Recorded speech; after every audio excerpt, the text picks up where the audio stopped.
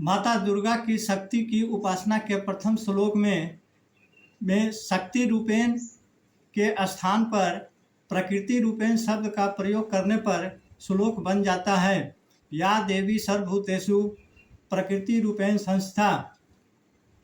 इसका अर्थ है जो देवी प्रकृति के सभी अंशों में शक्ति के रूप में विद्यमान होती है उन्हें बार बार नमन। देवी माता के 9 भिन्न भिन्न रूप होती है, उसी के समान प्रकृति में या प्रकृति के निर्जीव और सजीव दोनों भागों में भिन्न भिन्न शक्तियाँ अंतर्निहित होती है।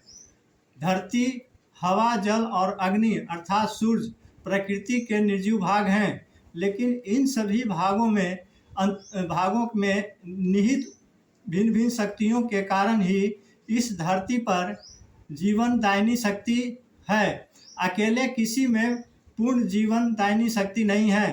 धरती की पूर्णता इन सभी भागों की शुद्धता पर निर्भर करती है। इसी कारण हमारे शास्त्रों में धरती, हवा, जल और अग्नि अर्थात सूर्य को ईश्वरीय दर्जा दिया गया है, ताकि लोग प्रकृति के इन भागों से खिलवाड़ न करें, प्रकृति को जागृत देवता माने और उसकी शुद्धता पवित्रता को बनाए रखें। पहाड़ों की चट्टानों के टूटने से मिट्टी बनती है, अर्थात पहाड़ों में मिट्टी के गुण या शक्ति निहित होती है।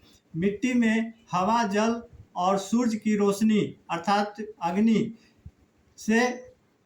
के प्रभाव के कारण पौधे उगाने की क्षमता होती है। यदि पर्यावरण के स्वरूप से खिलवाड़ करेंगे तो प्रकृति के प्रकोप को झेल नहीं पाएंगे। पूर्व की भांति थल, जल, नभ और सूर्य अर्थात अग्नि के प्रति ईश्वर के समान श्रद्धा, भक्ति और सेवा करनी ही होगी। अर्थात माता के इस शक्ति वंदना के श्लोक में पर्यावरण के प्रति संवेदनशील होने का भी संदेश छिपा हुआ है। धन्यवाद।